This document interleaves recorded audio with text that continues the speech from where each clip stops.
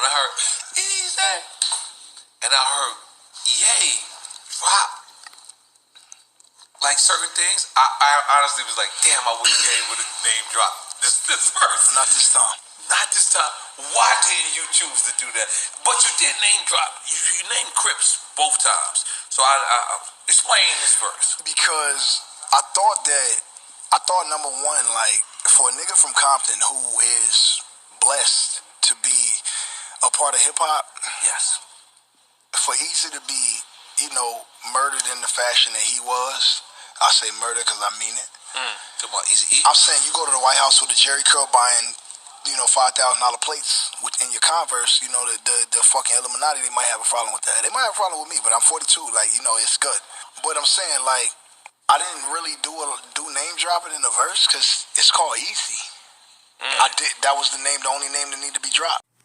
What up, y'all? It's Jay Coffee on the vid, back with another one, man. And y'all hear that clip? That was another one, DJ Khaled voice. Another clip from the Game Drink Champs interview going viral. This strategy by Game and his management, Whack 100, always very, very strategic with everything he does. You know what I'm saying? Very abrasive individual. Rubs a lot of people the wrong way, Whack. But strategies are always on point. Even if you don't agree with it, I guess it gets results in a sense, we could say. You feel me? But Game, all in the headlines leading up to this album dropping, trying to get back to where he was before, you know what I mean? I keep pointing out this is make or break for the Game. Will people start putting some respect back on the Game's name? And when I say that, I don't mean that the Game has like absolutely no respect out here, but his career has fallen from grace, I guess we could say in a sense. But y'all heard him, man. What did y'all think about that? Ye was asking him about, because the Game is king of name dropping, but he was like, you didn't really name drop on that one. He's like, yeah, the track's Easy. That was a name drop just with the title. But it was, interesting. You heard what he said there, right? That he believes the Illuminati had something to do with the death of Eazy-E, R.I.P. Eazy-E. That, y'all ever seen that clip out there where Suge Knight says some wild stuff, I guess is the way that we'll put it, right? Y'all heard that one where Suge was talking about the needles and, like tainted needles, and, you can hit someone with it and, like, they'll never know what happened. And he was laughing and stuff. That was creepy as fuck. And then Bone Thugs and Harmony, there's footage out there of them saying how they had a very close working relationship with Eazy, and they said he really wasn't sick. They said one day he just, I believe they were on a trip on the East Coast or something like that, and Eazy caught a little bug or something like that, and I don't know, they just said it all came on so quick. They just felt very suspicious of it all. I don't know. Y'all can hit the comments and let me know what you guys think. But Game mentioning when Eazy-E went to that luncheon at the White House. That was wild, right? Definitely a moment that will go down in history forever. He spent a lot of money on those luncheon tickets to get up in there in the White House. You remember the Game on Dreams? He said, who walked through the White House without no business suit, Compton hat, Jerry curl dripping on Ronald Reagan's shoe. That was some fire bars. That's what I'm saying, man. I'm a Game fan. It's just in 2022, Game is far from what he was back in, what year was that the documentary drop? What was that, 05? Totally different kind of energy surrounding his career and his aura as an MC. But comment what y'all thought about that, about Eazy-E, R.I.P. again to Eazy. But a lot of other stuff with Game hitting in the headlines. Like, I know y'all seen, obviously we already reported how he said that Ye done did way more for Game in his career as an artist than Dre in the past 2 weeks than Dre ever did. And you see Fifth replied and said, well, he called him Hun. What's going on? Yo, that's wild disrespectful. He called him Hun. You know how people would be like, yo, someone sunned you. Yo, Game, Fifth hunned you. Like, I don't even know. I don't think I've ever recalled seeing that before. But you see Game responds to him and says, yo, last time you did this with me, G-Unit clothing got put in a casket with the entire group and you went into television. I like Power and Ish. Leave it alone. I'm back outside. Numinati. And speaking about how he was calling out the Illuminati, he's repping this Numinati-ish real hard, man. That creepy Killing Pete Davidson video that him and Ye did for that Eazy track still giving me nightmares, but they're repping that Numinati hard. But what do y'all think about that statement there, man? Like, obviously we know Fifth and Game squashed the issue, which I really thought I never would see happen. You let Whack 100 tell it he was behind the whole thing.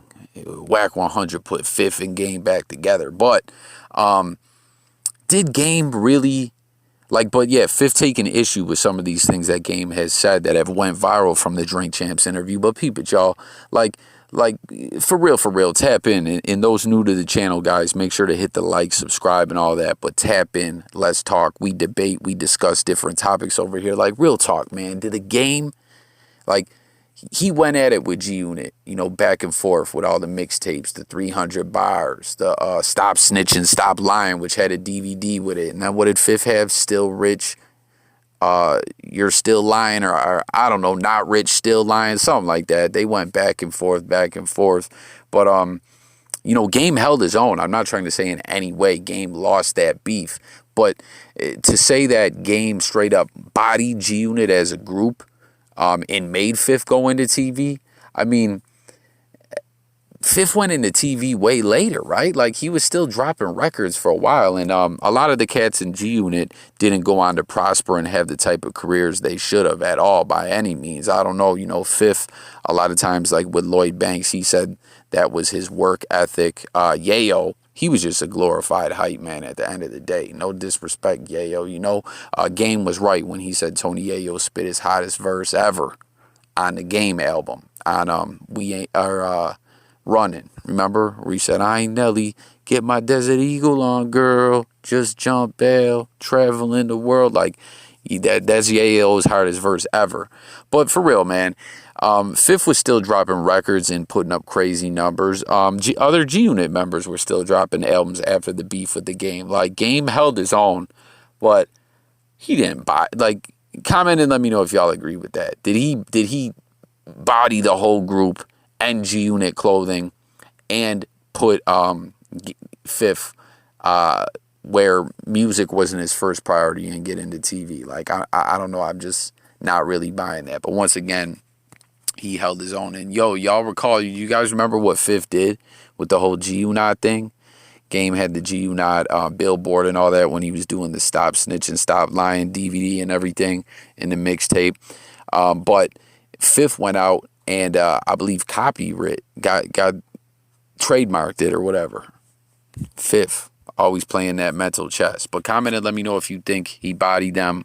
Another soundbite that I didn't share in this video that's going viral from the interview is Nori asked him, yo, who was more hands-on with your project, 50 Cent or Dre? And he said Fifth was definitely way more hands-on, but he mentioned how, you know, Fifth has stated many times that he put in major work on the documentary, and Game was still trying to downplay that and saying, yo, like, that's where the tension really started really mounting after that point where he was acting like he made the game. I don't know. I mean, Fifth, most of the singles, right? Like How We Do, Fifth was on that. Hate It or Love It, Fifth was on that. West Side Story, Fifth was on that. I don't know if y'all wrote all the lyrics or whatever. I don't know. Who knows? But what do you guys think about Fifth's involvement in the documentary? Do you think it was a pretty heavy dose of Fifth on there, or do you guys think Fifth has been embellishing all these years? And the last viral headline going from this Drink Champs interview hitting the news as well is that, you know, Game was saying that he used to think Eminem was better than him. And remember, he had M on the documentary as well. Remember that song, We Ain't Going Nowhere. so fuck you. Yo, on that track, Game was doing his best Slim Shady impersonation on the track. Do y'all agree with me on that one or what? Tap in. But he was stated how he thought that he used to think M was better than him, but he don't know more. And Nori was like joking with him, was like, yo, you don't want that versus smoke with him. And Game was like, oh, are you kidding me? I'll body him or whatever. But we know Eminem ain't going to do that. You remember Fifth was going hard to try, or I'm sorry, Game was going hard to try to get Fifth to do the verses. And he showed a little interest in it. And then he, like, when things started opening back up, he was like, yo, fuck that. I ain't rocking with that. But yeah, tap in with your thoughts on all those talking points and headlines regarding the game. You see, like I said, he's going hard with this Numinati stuff. He's doing, you see in all them pictures, he's doing that like hand signal where he's covering one eye, kind of like that old Eye of Horus jump off that used to be in all those Illuminati confirmed videos or whatever they used to call them some years back. And you see he's kind of bringing back the squinty eye. Yo, when the game, people always think I'm trying to be funny. I mean, I guess I'm kind of cracking a joke, but at the same time, I'm being wild serious when I say I started not trusting the game as much, like feeling like he was full of ish when after, like, right somewhere around the Doctor's Advocate, halfway through the Doctor's Advocate era, all of a sudden he didn't squint with that one eye like that no more. I was like, oh, hold up. Was that man squinting his eye for 3 years? Like, that's a lot of dedication to push an image. I'm just saying. A couple other quick headlines I wanted to tap in on with y'all. MGK got a new jump off out with Lil Wayne. It's called A. I guess he's got an album. The song is called A. The album's called Mainstream Sellout. I thought MGK totally gave up rap. But someone was commenting saying, nah, Coffee, he still dropped some rap music, but Wayne's collabing with him. Joint just came out, but guess what? There's a music video. Wayne ain't in the video. In other news, this was, I don't know, this had me like, what the fuck, right? So we know Snoop Dogg is the owner of Death Row Records now. You know, it hit the news that when he obtained the catalog and the ownership of everything, there was a few albums that he didn't get. That was Dre's original Chronic album, Tupac, All Eyes on Me, and Tupac, you know, the Don Illuminati, the 7 Day Theory. Him and Dre worked something out, so he's got the Chronic, the rights to that now. But he feels confident he'll be able to work something out with Tupac's estate, as they just got the masters back last year. I don't know if y'all remember recently, there was some beef going on between Tupac's estate and some kind of executive or attorney or someone who was you know, playing a part in working with the estate, allegedly misappropriating funds, stealing ish, all kinds of stuff. That's a whole nother story. But Snoop says he's confident he'll work something out with Pac's estate, his family, you know, great relationship with them. But peep this. He was saying he wants to try to find a new way to reintroduce the Death Row catalog. And he's talking about EDM music and Latin music, doing like EDM and Latin remixes of those albums. Like, I don't know. No disrespect to people who are fans of EDM or Latin music or people who make that music. I'm just saying, am I bugging? Could you see the Chronic and these Tupac albums having an EDM version? I don't know. Like, a Latin version of it? Like, I don't know. I was a little like, what is Snoop talking about when he said that? And then the last story talking about Pete Davidson, after surviving being buried not buried up to his head and having roses planted in his head by Kanye West, just clowning. Y'all seen how they did him in that video. That shit, I'm telling you, man, that shit is giving me nightmares, real talk. But after surviving that, his co-star who played his mom in the King of Staten Island movie, tap in and let me know if y'all watched that movie. I enjoyed it. There was some kind of bugged out ish in there, but all in all, I thought it was a decent movie. Marissa Tomei played his mom, and I guess she was talking about she was trying to tap in with Pete because she didn't get paid. She enjoyed working on the film, but she didn't get her bread yet. What type of ish is that? That movie been out, and she was asking Pete, "Yo, did you get paid?" Because you know, obviously, like the movie is somewhat based on his life, loosely based on his life, I guess, but it ain't his film.